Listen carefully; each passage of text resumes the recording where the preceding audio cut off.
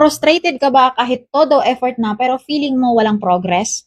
Alam mo, madalas akala natin kailangan natin ng malaking effort para magkaroon ka ng result.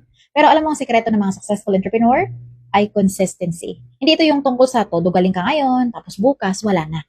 Consistency means kahit maliit lang, pero araw-araw mo siyang ginagawa. Kasi progress is not all about intensity, it's about momentum.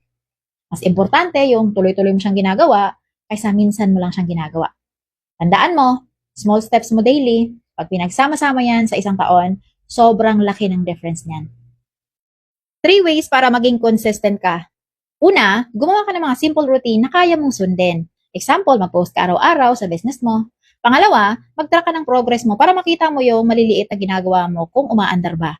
Then pangatlo, reward mo naman yung sarili mo kahit small wins yan. Masarap pa rin ma-acknowledge yung effort mo. At tandaan mo, hindi lahat ng ginagawa mo ay may instant na result. Pero kung consistent ka sa ginagawa mo, darating at darating din yung hinihintay mong breakthrough. Comment consistent kung committed ka ng gumawa ng isang step today.